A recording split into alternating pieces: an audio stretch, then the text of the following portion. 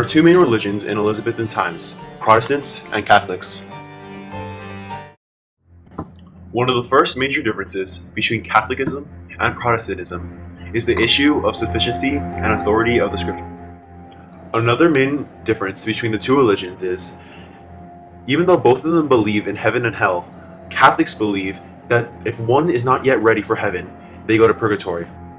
However, Protestants believe that faith alone is enough to send one to heaven.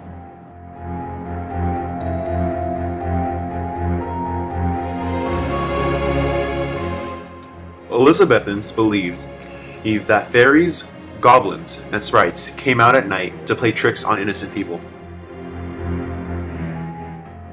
They believed that these mythical creatures could make people go insane, give them nightmares, or even lure them into the devilish underworld.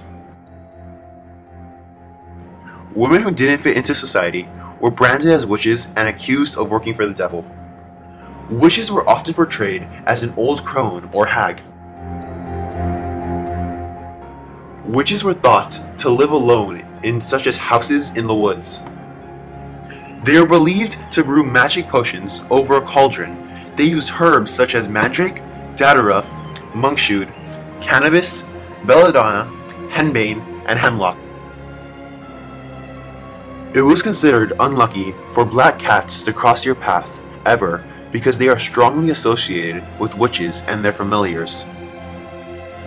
Elizabethans considered it bad luck to walk under ladders because they were strongly associated with gallows and executions. Peacock feathers were also considered ill-fated because the eye on the feathers were seen as the eye of the devil or the eye of evil. In Elizabethan times, there was a different way of looking at life. People, including Shakespeare, believed in a divine order or great chain of being. The divine order was the belief that everything in the universe has specific place and rank in order of the received importance and spiritual nature. The more spirit a person or object had, the more power he or she possessed. The chain of being included, at the very top, God, then angels, demons, stars, moons, kings, princes, nobles, men, wild animals, domesticated animals, trees, other plants, precious stones, precious metals, and other minerals. In ancient Greek and Roman times, there was a medical belief that the body consisted of four humors or fluids. These humors were blood, bile, black bile, yellow bile, and phlegm. It was thought that when these four humors were in balance, a person was healthy. A surplus or imbalance in one of these fluids would not only affect their physical health, but also their personality and complexion.